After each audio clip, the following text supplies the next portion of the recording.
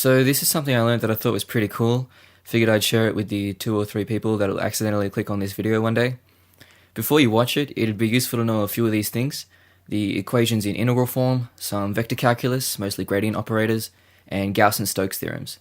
Don't worry if you're a bit hazy on the first two, but the last two are going to be the major key to all this, so it's a good idea to brush up if you can.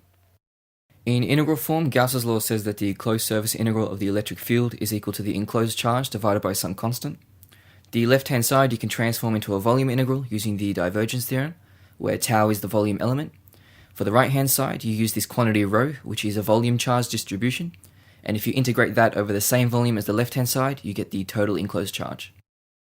These two expressions are just a restatement of Gauss's law, so they must be equal. Because of that, we can equate the integrands and you end up with the differential form of Gauss's law. The divergence of E is equal to rho on epsilon naught. And in this special case that you're in my heart or any other vacuum, it just reduces to 0. In integral form, the closed surface integral of any magnetic field will always give you 0, and that's because no magnetic monopoles exist, meaning the magnetic field lines will always meet up to form closed loops. And I'm not too sure what that feels like, but it makes the math pretty easy.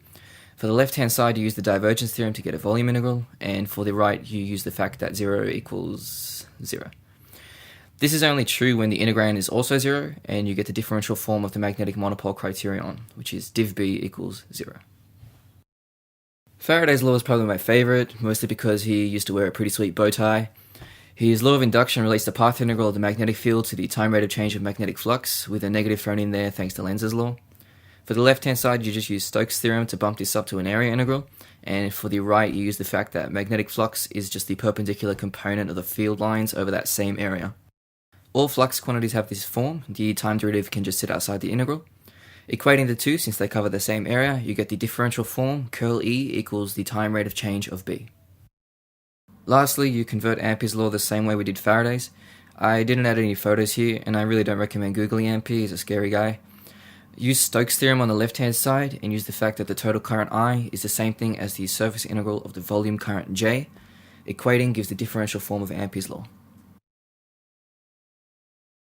So if you line up all 4 equations, they look super cool and you can show them to your friends. I tried that and now I have a lot more free time. If you take a closer look at number 4 though, you'll find a problem. Maxwell, the dude with the awesome beard, realized that if you take the divergence of Ampere's law, you get an inequality. The left-hand side is 0, but the right-hand side in general isn't. So in the case J is non-zero, you get this inequality.